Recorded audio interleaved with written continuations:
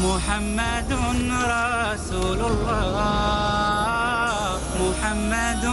رسول الله أرجو رضاك يا الله أنت الرحيم يا هبني عطاك يا الله أنت الكريم منك العطاء يا الله أنت العظيم يا الله فيك الرجاء يا الله أنت الحليم. الحمدللہ وکفا وسلام علی عبادہ الذین اصطفیٰ اما بعد. ناظرین کرام، حدیث جبریل میں بیان ہونے والے ارکان اسلام کے حوالے سے گفتگو ہو رہی ہے، اور گزشتہ پروگرام میں ہم نے نماز کے حوالے سے گفتگو کی، اور آج کے پروگرام کا ہمارا موضوع ہے کہ وہ نماز جو فرض ہے اور خشوع و خضوع کے اہتمام کے ساتھ فرض ہے، وہ نماز مردوں کے لیے اکیلے گھر میں پڑھنا درست نہیں ہے، بلکہ وہ با جماعت فرض ہے. لہٰذا آج کے پروگرام کا ہمارا موضوع ہے صلاۃ با جماعت، کیونکہ نبی پاک صلی اللہ علیہ وآلہ وسلم کا اس حدیث جبریل کے اندر فرمان کہ تقیم الصلاۃ، یہ کہ تو نماز قائم کرے، صلاۃ کو قائم کرے، صلاۃ کو قائم کرنے میں با جماعت نماز ادا کرنا، یہ اس نظام کے اندر اقامت صلاۃ کے نماز کے اندر لازمی تقاضا ہے. تو صلاۃ با جماعت کیا ہوتی ہے، اور صلاۃ جو آدمی اکیلے نماز پڑھتا ہے اس میں کیا فرق ہے؟ ناظرین کرام، بنیادی طور پر تو یہ بات ذہن میں رہنی چاہیے کہ نماز تو اللہ کریم کے ساتھ رابطے کا ایک ذریعہ ہے. انسان جب اللہ کے سامنے کھڑا ہوتا ہے تو اللہ تعالیٰ کے ساتھ اس کا رابطہ قائم ہو جاتا ہے. اللہ تعالیٰ کے ساتھ گویا ایک قائم ہونے والی ہاٹ لائن ہے کہ جب چاہے یہ اللہ کے سامنے کھڑا ہو کے اپنی مناجات کر سکتا ہے، اپنا معاملہ اللہ کے سامنے رکھ سکتا ہے، اپنی پریشانیاں، اپنی الجھنیں، اپنی آرزوئیں، اپنی تمنائیں، اپنے خوف، اپنی امیدیں، سارا کچھ اپنے اللہ کے سامنے رکھ کے اللہ سے ان سارے مسائل کا حل حاصل کر سکتا ہے. نماز کا بنیادی تقاضا تو یہی. حدیث میں آتا ہے جب بھی نبی پاک صلی اللہ علیہ وسلم کو کوئی اہم معاملہ درپیش ہوتا، اذا حزبہ امر، کوئی معاملہ آپ کو تنگ کر رہا ہوتا، کوئی معاملہ الجھا ہوا ہوتا، صلی، نبی پاک صلی اللہ علیہ وسلم نفل نماز شروع کر دیتے تھے تاکہ اللہ تعالیٰ اس مسئلے کے بارے میں رہنمائی فرما دے. تو اس کا مطلب ہے نماز دنیاوی اخروی سارے مسائل کا حل پیش کرتی ہے. لیکن میں نے عرض کیا کہ جب ہم با جماعت کی بات کرتے ہیں تو با جماعت نماز تو وہ ہے جو انسان گھر سے نکلتا ہے اور مسجد میں جا کے یا اہل محلہ کے ساتھ کسی مقرر کی ہوئی جگہ پہ سب اکٹھے ہو کے نماز پڑھتے ہیں. تو یہ صلاۃ با جماعت. تو با جماعت نماز کا حکم کیا ہے، اس کی فرضیت کیا ہے اور اس کی فضیلت کیا ہے، اس پہ گفتگو کرنے سے پہلے ہمیں نماز کا یہ پہلو کہ لوگوں کے درمیان جب انسان جاتا ہے تو لوگوں کے درمیان جانے کا یہ مطلب نہیں ہے کہ اس کا رابطہ اپنے اللہ کے ساتھ ٹوٹ جائے. اپنے اللہ کے ساتھ رابطہ وہ تو بنیادی تقاضا ہے، اور اس کے بغیر تو نماز ہی نہیں. ایک حدیث میں نبی کریم صلی اللہ علیہ وسلم نے فرمایا، حدیث قدسی ہے کہ اللہ فرماتے ہیں کہ قسمت الصلاۃ بینی و بین عبدی نصفین، میں نے نماز کو اپنے اور اپنے بندے کے درمیان نصف تقسیم کر رکھا ہے. اور اس کی کیا تفصیل ہے؟ اس کی تفصیل جب فرمائی اسی حدیث قدسی میں، یعنی نبی پاک صلی اللہ علیہ وسلم نے فرمایا کہ اللہ تعالیٰ یوں فرماتا ہے. تفصیل جب اللہ تعالیٰ نے بیان فرمائی تو اس میں ساری نماز کی تفصیل نہیں بیان فرمائی، بلکہ صرف سورۃ الفاتحہ کی تفصیل بیان فرمائی. اس کا ایک مطلب تو یہ ہوا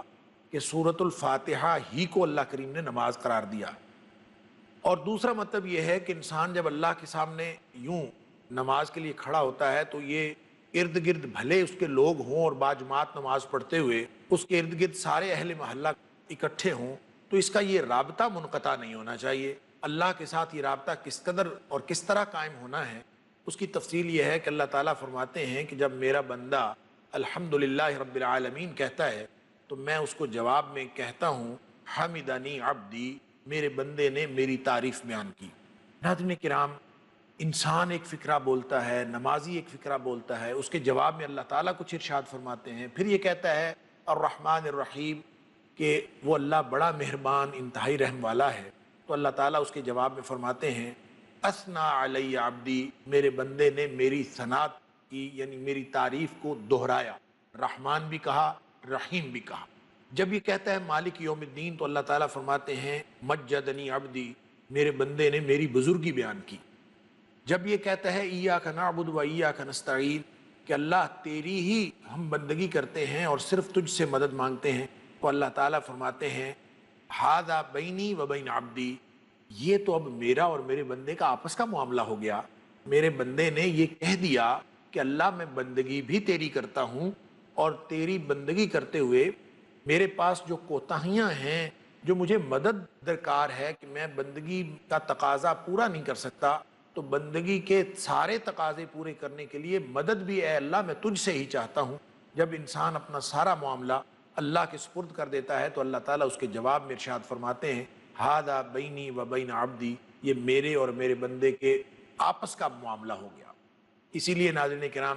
اس فقرے کو، اس آیت کو، اس آیت کریمہ کو، ایاک نعبد و ایاک نستعین کو علماء نے اور مفسرین نے مقام قرب قرار دیا ہے۔ نماز پڑھتے ہوئے انسان مقام قرب پر اس وقت پہنچتا ہے جب وہ ایاک نعبد و ایاک نستعین کہتا ہے، اور اس کے جواب میں اللہ کریم ارشاد فرماتے ہیں ھذا بینی و بین عبدی،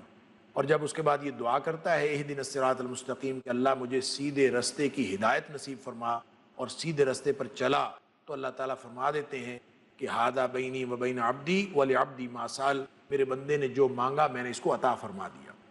ناظرین کرام، اللہ تعالیٰ کا یہ جواب کبھی ہمیں سنائی دیا، کبھی ہمیں یہ محسوس ہوا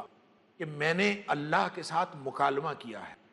مکالمہ تو ناظرین کرام لمبی بات ہے، کسی بڑے آدمی سے سلام دعا ہو جائے تو انسان اس کی چاشنی اور اس کی خاص خوشی کی کیفیت ہوتی ہے،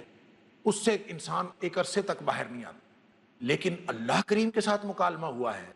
تو اس مکالمے کی لذت اور اس مکالمے کا احساس اگر انسان کو نہ ہو نماز پڑھنے کے باوجود، تو اس کا مطلب ہے کہ اس کا تو نماز میں اللہ کے ساتھ رابطہ ہی قائم نہیں ہوا۔ تو یوں ناظرین کرام اصل میں تو یہ اللہ کے ساتھ رابطہ ہے اور اللہ کے ساتھ ہم کلامی ہے، لیکن اس کو مردوں کو حکم یہ ہوا ہے کہ اس کو ادا کرنے کے لیے مسجد میں جائیں، مسجد میں جا کے باجماعت نماز ادا کریں، اس لیے کہ اگر باجماعت وہ نماز ادا کریں گے تو جہاں اللہ کے ساتھ رابطہ ہوگا وہاں اللہ کی مخلوق کے ساتھ بھی رابطہ رہے گا، اور جس مقصد کے لیے انسان کو اس دنیا میں بھیجا گیا ہے، امتحان کا مقصد، کہ ایک طرف اللہ کی ذات کے ساتھ اس کا تعلق پورا ہو اور دوسری طرف اللہ کی مخلوق کے ساتھ اس کا تعلق پورا ہو، یہ دونوں تقاضے پورے ہوتے ہیں جب کوئی شخص مسجد میں باجماعت جا کے نماز ادا کرتا ہے۔ تو اللہ کریم نے قرآن میں حکم فرمایا وَأَقِیمُوا الصَّلَاةَ وَآتُوا الزَّکَاةَ، سورہ بقرہ کی آیت نمبر 43 کے اندر، کہ وَأَقِیمُوا الصَّلَاةَ وَآتُوا الزَّکَاةَ وَارْکَعُوا مَعَ الرَّاکِعِینَ، لوگو نمازیں قائم کرو، زکوٰۃ ادا کیا کرو، اور جھکنے والوں کے ساتھ مل کر جھکا کرو، رکوع کرنے والوں کے ساتھ مل کر رکوع کیا کرو۔ کیا مطلب؟ باجماعت نماز ادا کیا کرو۔ اسی طرح سورہ نساء کے اندر نبی کریم صلی اللہ علیہ وآلہ وسلم کو فرمایا کہ فَإِذَا كُنْتَ فِيهِمْ، اے اللہ کے رسول جب آپ ان کے درمیان میں ہوں، فَأَقَمْتَ الصَّلَاةَ لَهُمْ، تو ان کے لیے آپ نماز بھی قائم کیا کریں، یعنی آپ ان کو نماز پڑھوایا کریں، باجماعت نماز ادا کروایا کریں۔ تو نبی کریم صلی اللہ علیہ وآلہ وسلم اپنی ساری حیات طیبہ میں نماز باجماعت ادا فرماتے رہے، اور باجماعت نماز کا اس قدر اہتمام فرماتے رہے کہ صرف خود نہیں پڑھتے تھے بلکہ سارے صحابہ کرام کو حکم دیتے تھے کہ نماز باجماعت پڑھا کریں۔ متفق علیہ حدیث ہے، حضرت مالک بن حویرث رضی اللہ تعالیٰ عنہ راوی ہیں، وہ فرماتے ہیں کہ میں ایک دفعہ اپنے قبیلے کے چند افراد کے ہمراہ نبی کریم صلی اللہ علیہ وآلہ وسلم کے پاس حاضر ہوا، اور آپ کی خدمت میں ہم نے 20 دن قیام کیا، اور 20 دن وہاں رہنے کے بعد جب ہم اپنے قبیلے کی طرف واپس لوٹنے لگے تو نبی پاک صلی اللہ علیہ وآلہ وسلم نے جو دیگر احکام ہمیں ارشاد فرمایا اور جو دیگر ہدایات دیں، اس کے ساتھ ایک ہدایت یہ دی تھی کہ فَإِذَا حَضَرَتِ الصَّلَاةُ، کہ جب کبھی نماز کا وقت ہو جایا کرے تو یوں نہیں ہے کہ گھروں میں اپنے مصلے بچھا لیا کرو اور نمازیں پڑھ لیا کرو، بلکہ فرض نماز پڑھنے کے لیے مسجدوں میں جایا کرو۔ فرمایا جب کبھی نماز کا وقت ہوا کرے تو فَلْيُؤَذِّنْ أَحَدُكُمْ، تم میں سے ایک شخص کو اذان دینی چاہیے، یعنی جہاں کہیں بھی ہوں،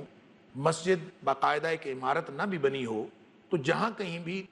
2 یا 3 افراد اکٹھے ہیں یا اس سے زیادہ افراد اکٹھے ہیں تو نبی پاک صلی اللہ علیہ وسلم نے حکم دیا ہے جہاں بھی 2 یا 3 افراد ہیں وہ جماعت کروا لیا کریں۔ اس لیے کہ جماعت کی نماز کا جو ثواب ہے وہ بغیر جماعت کی نماز کے ثواب کے برابر نہیں۔ ناظرین کرام، یہ تو سمجھنے کی باتیں ہیں، ثواب کیا ہوتا ہے، فضیلت کیا ہوتی ہے، میں عرض کروں گا آگے پروگرام میں چل کے، لیکن یہاں پہ یہ سمجھیں کہ جو نماز کا حکم ہے، نبی پاک صلی اللہ علیہ وسلم نے فرمایا جہاں کہیں بھی کوئی شخص ہو تو وہ ان کو چاہیے نماز کا وقت ہو تو فَلْيُؤَذِّنْ أَحَدُكُمْ، تو کوئی ایک شخص اذان دے دیا کرے۔ جنگل میں چرواہے اگر بکریاں چرا رہے ہوں تو ان کو بھی وہاں اذان دے کے جماعت کروانی چاہیے۔ اس کی وجہ یہ ہے کہ مسجد جس کا ہمارے ہاں تصور ہے کہ ایک باقاعدہ بلڈنگ بنی ہوئی ہو، ایک عمارت بنی ہوئی ہو اور ہم اس کو مسجد قرار دیتے ہیں، نبی کریم صلی اللہ علیہ وآلہ وسلم نے فرمایا جعلت لی الارض مسجدا وطہورا، میری امت کے لیے اللہ تعالیٰ نے جو دیگر امتیازات عطا فرمائے ہیں ان میں سے ایک امتیاز یہ ہے کہ اللہ تعالیٰ نے ساری زمین کو مسجد قرار دے دیا ہے، اور کسی بھی جگہ مٹی کے اوپر بھی نماز پڑھ لیں گے تو اللہ تعالیٰ ان کی نماز قبول فرما لے گا۔ یہ پہلی امتوں کو یہ پریویلیج اور یہ استحقاق حاصل نہیں تھا، یہ صرف اور صرف امت مسلمہ کو استحقاق حاصل ہے کہ جہاں کہیں بھی یہ چند افراد اکٹھے ہو کے نماز پڑھ لیں گے اور نماز کا اہتمام کر لیں گے تو اس نماز کو باجماعت نماز ہی کہا جائے گا۔ تو مالک بن حویرث رضی اللہ تعالیٰ عنہ فرماتے ہیں کہ نبی پاک صلی اللہ علیہ وسلم نے ہمیں ہدایت یہ دی کہ جب بھی نماز کا وقت ہو ایک شخص اذان دے دیا کرے اور پھر جو تم میں سے سب سے بڑا ہو وہ ان کی امامت کروا دیا کرے، اور یوں باجماعت نماز ادا ہونی چاہیے۔ نبی پاک صلی اللہ علیہ وسلم نماز کا اس قدر باجماعت اہتمام فرماتے تھے، اور جو لوگ باجماعت نماز میں حاضر نہیں ہوتے تھے ان لوگوں کو مسلمان ہی نہیں سمجھا جاتا تھا۔ ناظرین کرام، یہ تو میں نے ایک پروگرام میں عرض کیا تھا کہ نماز تو اللہ کے غلاموں کا رجسٹر حاضری ہے، اور اس میں گویا حاضری لگوانا ہے، اور جو لوگ نماز میں موجود ہوتے ہیں وہ گویا اللہ کے غلاموں کے رجسٹر میں ان کا نام اس فہرست میں موجود ہوتا ہے، اور جو نماز میں نہیں آتا یا نماز میں آنا چھوڑ جاتا ہے تو اس کا تو نام ہی اسٹرک آف ہو جاتا ہے۔ تو نبی کریم صلی اللہ علیہ وآلہ وسلم کے زمانے میں منافقین بھی نماز سے پیچھے نہیں رہتے تھے، سب لوگ مسجد میں آتے تھے، اور مسجد میں آنا جانا اس قدر مبارک ہے کہ نبی کریم صلی اللہ علیہ وآلہ وسلم نے ارشاد فرمایا کہ جب کسی شخص کو تم دیکھو کہ وہ اذا رأیتم احدکم، جب تم اپنے میں سے کسی ایسے شخص کو دیکھو کہ یعتاد المسجد، کہ وہ بار بار مسجد میں آتا ہے، یعنی نماز پڑھتا ہے، آنا جانا اس کا مسجد کے ساتھ متعلق ہے، تو صرف نماز کے لیے مسجد میں آنا جانا اس قدر بڑا اور مبارک فعل ہے کہ آپ نے فرمایا فَاشْهَدُوا لَهُ بِالْإِيمَانِ، اس کے ایمان کی گواہی دے دو۔ کیا مطلب؟ کہ مومن ہو اور وہ مسجد میں نہ آئے، یہ ممکن ہی نہیں ہے۔ ناظرین کرام، نماز باجماعت کی فضیلت کے حوالے سے گفتگو کا سلسلہ ابھی جاری ہے، لیکن یہاں وقت ہوا ہے ایک بریک کا، ایک وقفے کا، تو انشاءاللہ انتہائی مختصر سے وقفے کے بعد دوبارہ آپ کی خدمت میں حاضر ہوتے ہیں۔ امید ہے کہ آپ ہمارے ساتھ رہیں گے۔ السلام علیکم ورحمۃ اللہ وبرکاتہ۔ أنت الرحيم يا السلام علیکم ورحمۃ اللہ وبرکاتہ۔ ناظرین کرام، وقفے پہ جانے سے قبل صلاۃ با جماعت کے بارے میں اور اس کی اہمیت کے بارے میں گفتگو کا سلسلہ جاری تھا، اور میں یہ عرض کر رہا تھا کہ نبی کریم صلی اللہ علیہ وآلہ وسلم نے مردوں کے لیے با جماعت نماز کو ہر اعتبار سے ضروری قرار دیا ہے۔ حضرت ابن عباس رضی اللہ تعالیٰ عنہ راوی ہیں، نبی کریم صلی اللہ علیہ وسلم نے فرمایا من سمع النداء، جس شخص نے اذان سنی اور اذان سنتا ہے، اور آج کل ناظرین کرام کون سا خطہ زمین ہے جہاں اذان سنائی نہیں دیتی سوائے غیر مسلم ممالک کے، جہاں پہ مسلمان موجود نہیں ہیں یا لاؤڈ سپیکر میں اذان دینے کی اجازت نہیں ہے۔ ان کے علاوہ مسلمان ممالک کے اندر اور پھر ان ممالک کے اندر جہاں پہ مسلمان کثیر تعداد میں موجود ہیں، وہاں اذانوں کی آواز ہر جگہ لاؤڈ سپیکر کے ذریعے پہنچ جاتی ہے، اور نبی پاک صلی اللہ علیہ وآلہ وسلم نے فرمایا من سمع النداء، جو شخص اذان سنتا ہے فلم یأتہ، اور اذان سننے کے بعد پھر بھی مسجد کو نہیں آتا، فلا صلاۃ لہ الا من عذر، اس کی نماز ہی کوئی نہیں ہوئی۔ اگر اس نے گھر میں نماز پڑھی ہے تو اس کی نماز کوئی نہیں ہوئی، الا من عذر، ہاں اگر اس کو کوئی شرعی عذر لاحق ہو، کوئی معقول عذر ہو، بیمار ہے یا کسی وجہ سے وہ مسجد میں نہیں آ سکا، کسی عذر نے اس کو روک لیا ہو، تو پھر تو وہ قابل قبول ہے اس کا عذر، وگرنہ بغیر عذر کے کوئی شخص اگر گھر میں نماز پڑھتا ہے تو آپ نے فرمایا فلا صلاۃ لہ، کہ اس نے ایسے ہی ہے جیسے نماز پڑھی ہی نہیں۔ ایک حدیث میں آتا ہے، حضرت ابو ہریرہ رضی اللہ تعالیٰ عنہ راوی ہیں، اور یہ حدیث ہے ناظرین کرام متفق علیہ، کہ نبی کریم صلی اللہ علیہ وآلہ وسلم نے فرمایا کہ میرا دل کرتا ہے، میں ارادہ کرتا ہوں، لقد ہممت، یعنی میں یہ ارادہ کرتا ہوں، میں نے ایک دفعہ ارادہ کیا کہ میں یہ کروں کہ میں لوگوں کو تو نماز کا حکم دوں، لیکن نماز کا حکم دینے سے پہلے، یعنی یہ کس قدر وعید ہے ناظرین کرام کہ جو لوگ باجماعت نماز پڑھنے کے لیے مسجدوں کو نہیں آتے۔ نبی پاک صلی اللہ علیہ وآلہ وسلم فرمایا میرا دل کیا، میں نے ارادہ کیا کہ میں ایندھن اکٹھا کرنے کا حکم دوں، کہ لوگ جو ہیں ایندھن اکٹھا کر کے لائیں، اور جب ایندھن اکٹھا ہو جائے تو پھر میں حکم دوں نماز کا کہ کوئی شخص اذان دے، اور جب اذان ہو جائے اور پھر اس اذان کے بعد میں کسی ایک شخص کو امامت کے مصلی پہ کھڑا کر دوں اور وہ نماز پڑھانا شروع کر دے، اور میں محلے میں چلا جاؤں اور جا کے دیکھوں کہ جو مرد مسجد میں نماز پڑھنے کے لیے نہیں آئے، جب نماز کھڑی ہو گئی ہے تو میرا دل یہ کرتا ہے کہ میں جا کے ان کے گھروں کو جلا دوں، فَأُحَرِّقَ عَلَيْهِمْ بُيُوتَهُمْ، میں اس ایندھن کے ساتھ ان سارے لوگوں کے گھروں کو جلا دوں۔ ناظرین کرام، کس قدر وعید ہے ان لوگوں کے لیے جو مسجد میں آنے کا، باجماعت نماز کا اہتمام نہیں کرتے۔ نبی کریم صلی اللہ علیہ وآلہ وسلم نے فرمایا، جب ابن ام مکتوم ایک نابینا صحابی تھے، بڑے مشہور صحابی ہیں رضی اللہ تعالی عنہ، وہ ان کا گھر بھی مسجد سے کچھ دور تھا، وہ نبی کریم صلی اللہ علیہ وسلم کے پاس تشریف لائے اور اجازت چاہی کہ آپ مجھے اجازت دیں کہ میں گھر میں نماز پڑھ لیا کروں، اور خاص طور پر اس وقت جب مجھے کوئی لانے والا نہیں ہوتا۔ یہ مسلم شریف کے اندر ہے یہ حدیث کہ ابن ام مکتوم رضی اللہ تعالیٰ عنہ نے اجازت چاہی، اے اللہ کے رسول مجھے اجازت دے دیجئے کہ میں گھر میں نماز پڑھ لیا کروں۔ تھے بھی وہ نابینا صحابی، ہماری طرح آنکھوں والے نہیں تھے، ساری صلاحیتیں صحیح سلامت نہیں تھیں، معذور تھے، اور معذور صحابی اجازت مانگ رہے ہیں مسجد میں نہ آنے کی، تو ایک دفعہ تو نبی پاک صلی اللہ علیہ وآلہ وسلم نے فرما دیا کہ چلیں ٹھیک ہے، دیکھ لو اگر عشاء کی نماز میں نہیں پہنچا جاتا یا اندھیرا یا کوئی ایسی بات ہے تو۔ لیکن ابھی وہ وہیں کھڑے تھے تو آپ نے فرمایا سنو کہ حل تسمع ندا، کیا تمہیں اذان کی آواز آتی ہے؟ انہوں نے فرمایا نعم، ہاں اذان کی آواز تو آتی ہے۔ تو فرمایا اگر اذان کی آواز آتی ہے تو فعجب، تو پھر تو آنا ہی پڑے گا۔ اذان کی آواز سننے کے بعد جب مؤذن یہ کہہ دیتا ہے، اللہ تعالیٰ کی طرف سے ندا دیتا ہوا کہ حی علی الصلاۃ حی علی الفلاح، اور یہ کسی مسلمان کے کان میں پڑ جاتی ہے، مسلمان مرد کے کان میں، اور پھر وہ مسجد میں نہیں آتا، تو اس سے بڑا مجرم اور کوئی نہیں ہے۔ نبی پاک صلی اللہ علیہ وآلہ وسلم نے اجازت نہیں دی۔ ناظرین کرام، جہاں تک مسجد میں نماز پڑھنے کی فضیلت کی بات ہے، تو میں یہ عرض کروں کہ یہ فضیلتیں تو وہ جانتا ہے اور ان کو تو حاصل کرنے کی وہ کوشش کرتا ہے جس کو تڑپ لگی ہوئی ہو کہ میں نے اپنے اللہ کو راضی کرنے کی انتہا کرنی، کہ اس اللہ کی رضا کا جو مقابلہ ہے، یہ جو مسابقہ ہے، اس میں میں نے آگے سے آگے بڑھنا،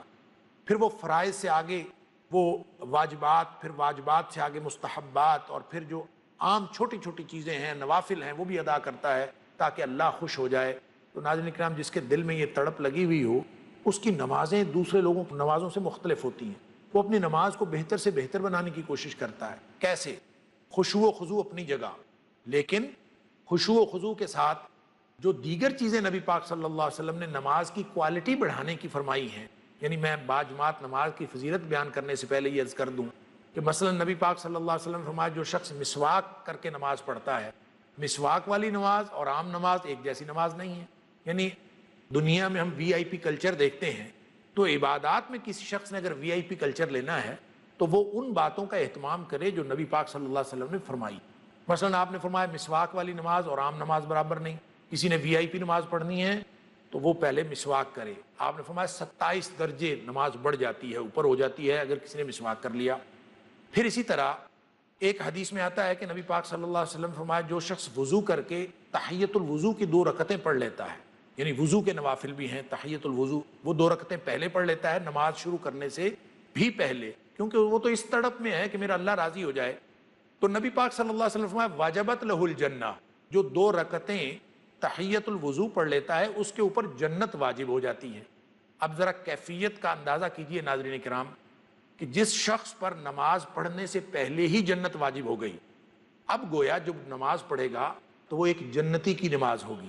اور اب ایک جنتی نماز پڑھ رہا ہے جس کے اوپر جنت واجب ہو چکی ہے، تو اب یہ وی آئی پی نماز ہے۔ اب عام نمازی کی نماز اور اس وی آئی پی کی نماز ایک جیسی کیسے ہو سکتی ہے؟ ایسے ہی نبی پاک صلی اللہ علیہ وسلم فرمایا کہ جو شخص مسجد میں آ کے باجماعت نماز ادا کرتا ہے اور جو مسجد میں بھی پڑھ رہا ہو لیکن اکیلا پڑھ رہا ہے تو دونوں کی نماز کا اتنا فرق ہے. فرمایا صلاۃ الجماعت تفضل الصلاۃ الفض، اکیلے نماز پڑھنے کی نماز سے باجماعت نماز اتنی فضیلت رکھتی ہے ب27 درجہ، 27 درجے نماز جو ہے وہ زیادہ افضل ہے، اور ایک روایت میں آیا کہ 25 درجے جو ہے نماز زیادہ افضل ہے. ایک حدیث کے اندر ناظرین کرام یہ آتا ہے کہ نبی پاک صلی اللہ علیہ وآلہ وسلم نے فرمایا جب کوئی شخص ایک شخص کے ساتھ مل کے نماز پڑھتا ہے، یعنی وہ اکیلا ہے